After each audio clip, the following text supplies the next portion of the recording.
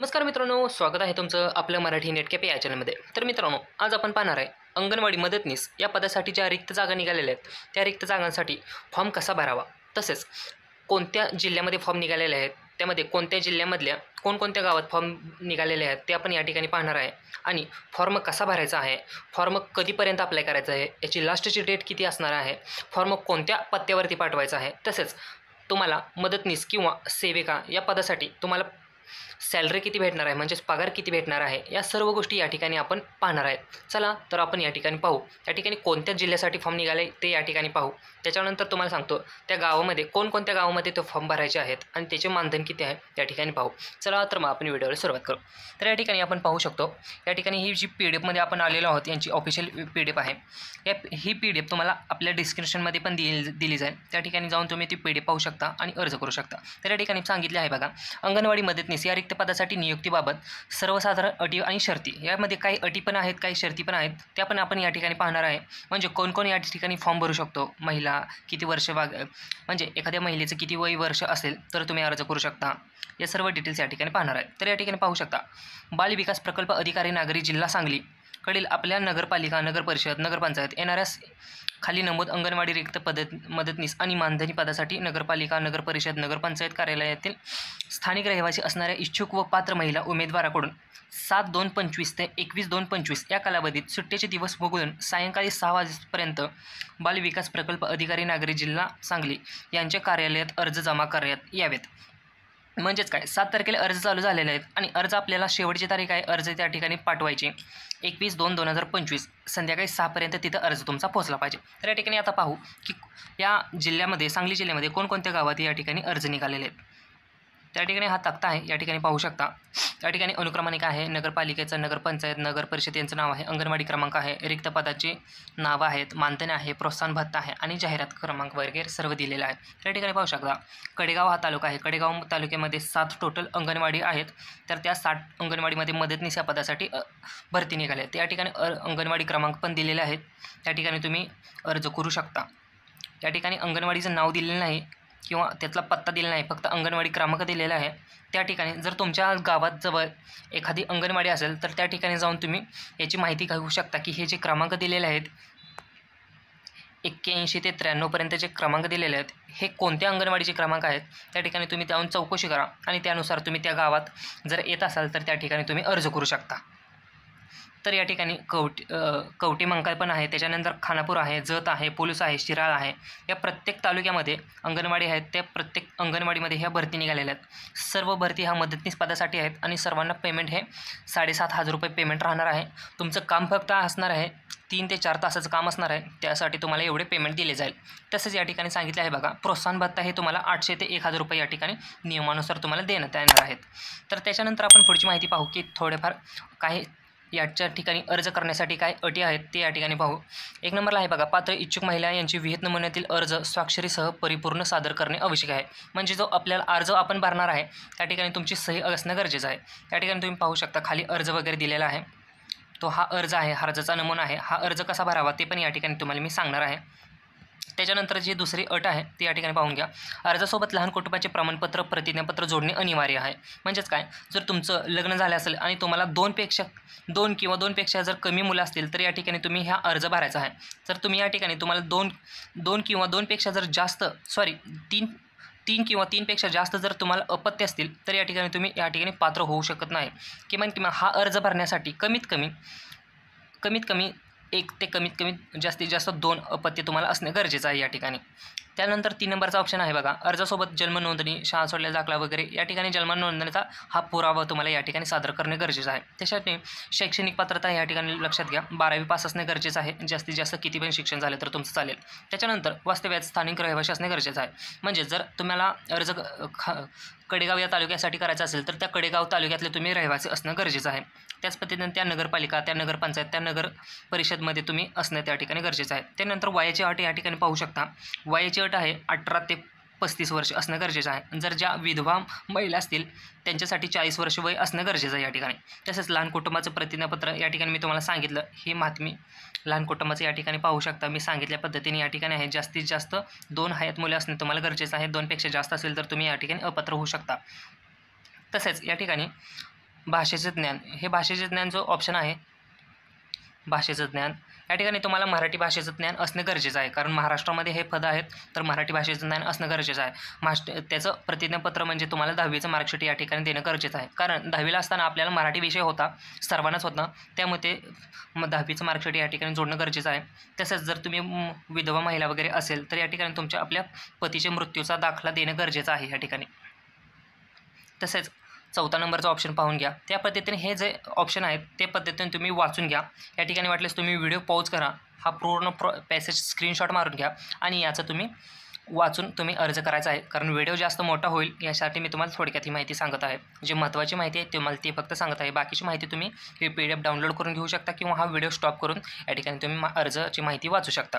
तसेच या ठिकाणी सांगितले बघा 11 नंबरचा ऑप्शन आहे, कोणत्याही पदाकरता एकाही पात्र उमेदवाराकडून अर्ज प्राप्त न झाल्यास किंवा फक्त एकच पात्र उमेदवाराकडून अर्ज प्राप्त झाल्यास फेर जाहिरात देण्यात येईल. म्हणजे जसं की खानापूरमध्ये एकच जागा आहे, तर त्या एका जागासाठी एकच फॉर्म आला असेल, पण तो पण काही कारणास्तव ते लेडीज त्या ठिकाणी अपात्र ठरले असतील, तर त्या ठिकाणी दुसरी जाहिरात काढण्यात येईल. म्हणजेच त्या ठिकाणी 2 नंबरची जाहिरात काढण्यात येईल, ते नंतर आपल्याला या वेबसाईटवरती सांगतील. म्हणजेच त्या ठिकाणी आपल्याला डबल जाहिरात निघणार आहे त्या पदासाठी, तर त्या ठिकाणी नंतर तुम्ही त्या ठिकाणी अर्ज करू शकता. तसेच या ठिकाणी सांगितलेलं आहे बघा, खालचा नमुना या ठिकाणी ऐकून घ्या 13 नंबरचा. खाली नमूद तपशील निहाय आवश्यक कागदपत्रे जोडलेली नसल्यास त्या ठिकाणी गुणदान करण्यात येणार नाहीत. म्हणजेच काय या ठिकाणी महत्त्वाची गोष्ट आहे बघा, म्हणजेच आपण या ठिकाणी जे कागदपत्र जोडणार आहे, म्हणजे आपण 12वीचं मार्कशीट, ग्रॅज्युएशन, पदव्युत्तर ग्रॅज्युएशन, D.Ed, B.Ed, MSc संगणकचं कोणतं पण अभ्यासक्रम असेल, त्या सर्वाचे आपण जे कागदपत्र जोडणार आहे त्या प्रत्येक कागदपत्राला आपल्याला मार्क्स भेटणार आहेत. जेवढे जास्त कागदपत्र असतील तेवढे आपल्याला जास्त मार्क्स भेटणार आहेत आणि त्याच्यानुसार आपल्याला त्या गुणानुसार आपले या ठिकाणी निवड वगैरे होणार आहे, हे लक्षात घ्या. त्याच्यानंतर आपल्याला खाली आपण येऊ, तर या ठिकाणी हे जे तपशील आहेत ते या ठिकाणी पाहून घ्या. हे टोटल 16 अनुक्रमांक आहेत आणि हे 16 तपशील आहेत. ते 16 तुम्हाला कागदपत्र जर तुमच्याकडे असतील तर ते तुम्ही या ठिकाणी डायरेक्ट पात्र होऊ शकता. या ठिकाणी सांगितलं आहे बघा, विहित नमुन्याचा अर्ज हा तुम्हाला या ठिकाणी खाली भेटेल. तसेच 2 नंबरला हे लहान कुटुंबाचे प्रमाणपत्र, हे लहान कुटुंबाचे प्रमाणपत्र पण तुम्हाला या PDF खाली वगैरे दिसेल बघा. हां, लहान कुटुंबाचे प्रमाणपत्र पण खाली आहेच. तसेच 3 नंबरचं डॉक्युमेंट आहे काय, आधार कार्ड ते प्रत्येकाकडे असतंच. जन्मतारखाबाबत म्हणजे तुमच्या या ठिकाणी शाळा सोडलेला दाखला असेल किंवा जन्माचा दाखला असेल ते तुम्ही जोडायचं आहे. 5 नंबरला आहे बघा, अर्जदार विवाहित असल्यास, अर्जदार जर विवाहित असेल तर त्याचं लग्नाचं मॅरेज सर्टिफिकेट असेल किंवा गॅजेट प्रत असेल ती तुम्हाला या ठिकाणी जोडायची आहे. तसंच संबंधित नगरपालिका, नगरपरिषद, नगरपंचायत क्षेत्रातील स्थानिक रहिवासी असल्यास रहिवासी दाखला या ठिकाणी जोडायचा आहे. तर त्या ठिकाणी तुम्ही रहिवासी दाखला काढून घ्या आणि तो या ठिकाणी जोडायचा आहे. जर तुमच्याकडे डोमासाईल सर्टिफिकेट असेल तर ते तुम्ही या ठिकाणी जोडू शकता. तसेच या ठिकाणी 12वीचं मार्कशीट जोडायचं आहे, ग्रॅज्युएशनचं मार्कशीट जर जेवढे पण तुमचं क्वालिफिकेशन झालं असेल, graduation, post graduation, D.Ed, B.Ed जर ते झालं असेल तर ते या ठिकाणी मार्कशीट वगैरे जोडायचे आहेत. तसंच MSc झालं असेल किंवा कम्प्युटरचा दुसरा कोणता कोर्स झाला असेल तर तो या ठिकाणी जोडायचा आहे. जर महिला विधवा असेल तर विधवा असल्यास तसं घोषणापत्र जोडायचं आहे किंवा मृत्यूचा दाखला जोडायचा आहे पत्नीचा. तसेच अनाथ जर असेल तर अनाथ असल्याबाबतचे एक प्रमाणपत्र या ठिकाणी जोडायचे आहे. तसेच 15 नंबरचा ऑप्शन आहे का, उमेदवाराची जात मागासवर्गीय प्रवर्ग जात असेल, जर तुम्ही कोणत्या जातीचे असाल तर या ठिकाणी जातीचं प्रमाणपत्र जोडायचं आहे. आणि 16 नंबरचा ऑप्शन आहे बघा, जर याच्यापूर्वी जर तुम्ही अंगणवाडीमध्ये सेविका, मदतनीस, मिनी अंगणवाडी सेविका म्हणून जर काम केलं असेल 2 वर्षाचं तर या ठिकाणी त्याचं एक्सपिरियन्स सर्टिफिकेट या ठिकाणी आपल्याला जोडायचं आहे. जर हे सर्व डॉक्युमेंट तुम्ही व्यवस्थित जोडले तर या ठिकाणी तुमचे चान्सेस आहेत की व्यवस्थित तुमचं सिलेक्शन या ठिकाणी होऊ शकतं. तर आता या ठिकाणी पाहू आपण अर्ज कसा भरायचा आहे ते. हे अर्ज आहे, ह्या अर्जाची PDF तुम्हाला डिस्क्रिप्शनमध्ये भेटेल, त्याची तुम्ही प्रिंट काढून या ठिकाणी व्यवस्थित अर्ज भरून घ्यायचा आहे. तर या ठिकाणी आपला colour size photo, identity size photo या ठिकाणी जोडायचा आहे. आणि या ठिकाणी सांगितलं आहे बघा, ज्या पदासाठी अर्ज करायचा आहे त्या पदाचे नाव लिहा. म्हणजे तुम्हाला कोणत्या पदासाठी, म्हणजे ह्या ठिकाणी मदतनीस या एकाच पदासाठी अर्ज करायचा आहे तर या ठिकाणी मदतनीस लिहायचं आहे. त्याच्यानंतर 2 नंबरच्या फोल्डरमध्ये लिहायचं आहे बघा, 2 नंबरच्या ज्या पदासाठी अर्ज केला आहे त्याच्या स्थानिक क्षेत्राचे नाव लिहा. म्हणजे तुम्हाला मागाशी मी सांगितलं, जर कडेगाव तालुक्यात तुम्ही अर्ज करणार असेल तर त्याचा अंगणवाडी क्रमांक आहे, त्या अंगणवाडी क्रमांकामध्ये ती कोणती अंगणवाडी येते ते अंगणवाडीचं या ठिकाणी नाव लिहायचं आहे आणि त्याचा क्रमांक लिहायचा आहे. आणि अर्जदाराचा मोबाईल नंबर या ठिकाणी मोबाईल नंबर तुम्ही लिहून घ्यायचा आहे 3 नंबरच्या कॉलममध्ये. ही माहिती झाल्यानंतर खाली आपल्याला विचारेल अर्जदाराचे पूर्ण नाव लिहून घ्यायचं आहे. विवाह झाला असेल तर विवाहानंतरचे नाव लिहून घ्या. या ठिकाणी नाव, या ठिकाणी विवाहानंतरचे नाव, या ठिकाणी सध्याचं राहताचा पत्ता या ठिकाणी लिहून घ्यायचा आहे. अर्जदार विधवा आहे का, जर असेल तर येस करायचं आहे, नसेल तर नाही म्हणून लिहायचं आहे. अर्जदार अनाथ आहे का, जर अनाथ नसेल तर नाही म्हणून करून घ्यायचं आहे. अर्जदाराची जन्मतारीख लिहायचं आहे. या ठिकाणी दिनांक, महिना, वर्ष वगैरे लिहायचं आहे. त्यानंतर जन्मदिनांक अक्षरी, म्हणजे या ठिकाणी मराठीमध्ये जन्मतारीख लिहायचं आहे. तुमची काय जन्मतारीख असेल 3 डिसेंबर 1997 या पद्धतीने या ठिकाणी लिहून घ्यायचं आहे. अर्जदाराचे अंतिम दिनांक 21/2/2025 रोजी तुमचं वय काय असणार आहे, म्हणजे या ठिकाणी अर्ज करायचा लास्ट डेट आहे 21/2/2025. तर 21/2/2025 रोजी तुमचं वय किती असेल ते या ठिकाणी लिहायचं आहे आपल्याला. त्याच्यानंतर खाली आपल्याला जात प्रवर्ग विचारेल, तर तुम्ही कोणत्या जातात कास्टमधून येता. जर तुम्ही SC ST या जातीमधून येत असेल तर या ठिकाणी क्लिक करून घ्यायचं आहे. जर तुम्ही इतर ई-माव म्हणजे काय, इतर मागासवर्गीय प्रवर्ग, म्हणजे या ठिकाणी OBC वाल्यांनी इथे करून घ्यायचं आहे. विमाव म्हणजे काय, SBC वाल्यांनी या ठिकाणी करून घ्यायचं आहे. विमुक्त जाती म्हणजे VJA जे येत आहेत VJA त्यांनी या ठिकाणी करून घ्यायचं आहे. भटक्या जमाती VJNT वगैरे असतात त्या कास्टवाल्यांनी या ठिकाणी करून घ्यायचं आहे. ज्यांच्याकडे EWS आहे ओपनवाले त्यांनी EWSमधून करून घ्यायचं आहे. ओपनवाल्यांसाठी SCBC म्हणून एक नवीन सर्टिफिकेट आलेले आहेत, त्यांच्याकडे जर ते सर्टिफिकेट असेल तर त्यांनी हे करून घ्यायचं आहे. जर कुठलं एखाद्या व्यक्तीकडे कोणतंच जर सर्टिफिकेट नसेल तर त्यांनी खुला या ठिकाणी अर्ज करून घ्यायचा आहे. त्याच्यानंतर आपल्याला खाली शैक्षणिक पात्रते वगैरे विचारेल, तर तुमची या ठिकाणी 12वी झाली असेल, 12वी कोणत्या बोर्डातून झाली, या ठिकाणी महाराष्ट्र स्टेट बोर्ड वगैरे लिहायचं आहे ज्या बोर्डातून झाली असेल. 12वी कधी झाली, 2015, तर या ठिकाणी 2015 लिहायचं आहे. एकूण गुण किती होते, 600 पैकी होते, तर 600 पैकी किती गुण पडले तुम्हाला, 600 पैकी पडले 400, तर या ठिकाणी 400 लिहा. आणि किती टक्के पडले तुम्हाला, 70% पडले, तर या ठिकाणी 70%. या पद्धतीने तुम्ही सर्व डिटेल्स लिहून घ्यायचे. या ठिकाणी 12वीची, ग्रॅज्युएशनची, पोस्ट ग्रॅज्युएशनची, D.Ed, B.Ed आणि MSc यापैकी जे तुमचं झालं असेल तर त्याची फक्त डिटेल्स लिहायचे आहेत. जर एखाद्याचं D.Ed B.Ed झालं नसेल तर या ठिकाणी काहीसुद्धा लिहायचं नाही. जर MSc झालं असेल तर MScमध्ये लिहायचं आहे महाराष्ट्र स्टेट बोर्ड, उत्तीर्ण वर्ष 2020, एकूण किती 100 पैकी असतं, किती पडले 80 पडले, तर एकूण टक्के किती 80 होणार. या पद्धतीने हे मार्क्स वगैरे लिहायचे आहेत. त्याच्यानंतर 3 नंबरचा ऑप्शन आहे अंगणवाडी सेविका, मिनी अंगणवाडी सेविका, मदतनीस म्हणून शासकीय अधिकृत कार्यालयात 2 वर्षाचा अनुभव असल्यास. जर तुम्हाला या ठिकाणी जर तुम्ही अनुभव असेल तर या ठिकाणी कुठे काम केलं आहे त्या अंगणवाडीचं नाव लिहायचं आहे. या ठिकाणी नाव लिहायचं आहे, कधीपासून कुठपर्यंत काम केलं आहे ते या ठिकाणी तारीख टाकून घ्यायचं आहे आणि एकूण किती वर्षाचा अनुभव आहे ते या ठिकाणी लिहून घ्यायचं आहे. 3 वर्ष असेल, 3 वर्ष 6 महिने अनुभव असेल 3.5 वर्षाचा, तर या ठिकाणी या पद्धतीने लिहायचं आहे. आणि या ठिकाणी महत्त्वाचं म्हणजे या ठिकाणी तुमची स्वाक्षरी करायला विसरायचं नाही. या ठिकाणी तुमची स्वाक्षरी करून घ्यायची आहे. या ठिकाणी एवढ्या ठिकाणी तुमची स्वाक्षरी आणि तुमचं या ठिकाणी नाव लिहून घ्यायचं आहे आणि या ठिकाणी दिनांक टाकून घ्यायचा आहे ज्या दिवशी तुम्ही अर्ज करणार आहात. या पद्धतीने हा अर्ज करून घ्यायचा आहे. तर या ठिकाणी आता तुम्हाला दाखवतो की लहान कुटुंबाचे प्रमाणपत्र कसं भरायचं आहे. ते लहान कुटुंबाचे प्रमाणपत्र भरताना या ठिकाणी पहिल्यांदा आपलं नाव लिहून घ्यायचं आहे. त्याच्यानंतर जर आपली या ठिकाणी आपल्या वडिलांचं, जर एखादी लेडीज याचं जर लग्न झालं असेल तर त्यांनी या ठिकाणी आपल्या मिस्टरांचं नाव लिहून घ्यायचं आहे. त्याच्यानंतर या ठिकाणी होतं बघा, यांची मुलगी, पत्नी काय असेल ते लिहा. त्याच्यानंतर वय वर्ष लिहायचं आहे तुमचं. त्याच्यानंतर राहणार, गावाचं नाव, तालुका, जिल्हा वगैरे या ठिकाणी येतच, या पद्धतीने लिहून घ्या. त्याच्यानंतर विचारेल मी मदतनीस पदासाठी माझा अर्ज दाखल करीत आहे. त्याच्यानंतर 2 नंबरचा आहे बघा, आज रोजी मला एकूण 2 अपत्य आहेत, 2 लिहून घ्यायचं आहे. जर कोणाला 1 असतील तर या ठिकाणी 1 लिहून घ्या आणि जर असेल तर या ठिकाणी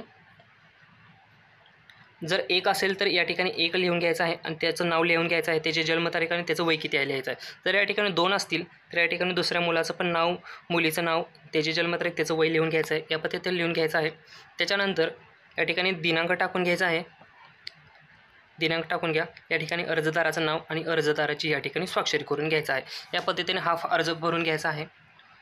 अर्ज भरून झाल्यानंतर जर तुम्ही एखादी विधवा असेल तर विधवाने या पद्धतीने पण अर्ज करून घ्यायचा आहे. मागाशी सांगितलं त्या पद्धतीने अर्ज करून घ्यायचा आहे. रहिवासी प्रमाणपत्र पण या ठिकाणी दिले आहे. रहिवासी प्रमाणपत्र पण या ठिकाणी व्यवस्थित तुम्ही लिहून घ्या. त्यानंतर अर्जासोबत जोडलेले कागदपत्रांचा नमुना आहे. तुमच्याकडे काय याच्यामधले जर कोणते डॉक्युमेंट्स अवेलेबल आहेत त्याच्यासमोर आपल्याला बरोबर आहे नाही या पद्धतीने लिहून घ्यायचं आहे. जर लहान कुटुंबाचे प्रमाणपत्र आहे का तर या ठिकाणी आहे म्हणून लिहायचं आहे. शाळा सोडल्याचा दाखला आहे का तर आहे म्हणून लिहून घ्यायचं आहे. या ठिकाणी या पद्धतीने जे डॉक्युमेंट आहे ते आहे म्हणून लिहा, जे नाही ते नाही म्हणून लिहायचं आहे. आणि कार्यालयीन वापरामध्ये जर एखादं डॉक्युमेंट तुम्ही कार्यालयामध्ये कामासाठी दिला असेल तर या ठिकाणी समजा या ठिकाणी कोणतं 10वी 12वी असेल, शाळा सोडल्याचं असेल, जर या ठिकाणी कोणत्या कामासाठी तुम्ही एखाद्या कोणत्याच सरकारी कार्यालयामध्ये दिला असेल तर या ठिकाणी वापरात आहे म्हणून या ठिकाणी लिहून घ्यायचा आहे.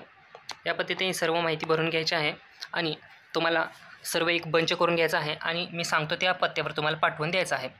या ठिकाणी मी तुम्हाला पत्ता दाखवतो कोणत्या पत्त्यावर पाठवायचा आहे. हा जो पत्ता आहे तर या पत्त्यावर मी दिलेला आहे पत्ता, या पत्त्यावर आपल्याला अर्ज पाठवायचा आहे. हा पत्ता एका ठिकाणी लिहून घ्या आणि या व्यवस्थित या पत्त्यावर अर्ज पाठवायचा आहे. तुम्ही स्वतः जाऊन ठिकाणी अर्ज सबमिट करा. जर या ठिकाणी लास्ट डेट उलटून गेली तर या ठिकाणी अर्ज कोणतासुद्धा ग्राह्य धरला नाही तर मी सजेशन करेन की तुम्ही त्या ठिकाणी स्वतः जावा आणि अर्ज सबमिट करून घ्या. जर पोस्टाने पाठवला तर पोस्टाने वेळेत पोहोचेल अर्ज हे काही सांगता येत नाही. 21 तारीख लास्ट डेट आहे तर 21 तारखेपर्यंत त्या ठिकाणी संध्याकाळी 6 पर्यंत अर्ज तुमचा या ठिकाणी पोहोचला पाहिजे. आणि जर तुम्हाला बाकीच्या जिल्ह्यासाठी पण अर्ज कसा भरायचा हे माहीत करून घ्यायचं असेल तर आत्ताच आपल्या चॅनलला सबस्क्राईब करून ठेवा, कारण बाकीच्या जिल्ह्यांसाठी पण अर्ज कसा करावा याचा व्हिडिओ आपल्या चॅनलवरती येणार आहे. त्यासाठी आपल्या चॅनल सबस्क्राईब करून घ्यावा आणि सांगली जिल्ह्यातील प्रत्येक महिलांसोबत हा अर्ज शेअर करा, हा व्हिडिओ शेअर करा. फॉर्म कसा भरावा ते त्यांना पण समजू दे, म्हणजे त्यांचा पण या ठिकाणी काहीतरी या ठिकाणी लाभ होईल. हा व्हिडिओ आवडला असेल तर व्हिडिओ लाईक करा. काही प्रश्न असतील तर ते आम्हाला कमेंट बॉक्समध्ये सांगा. जय हिंद, जय महाराष्ट्र.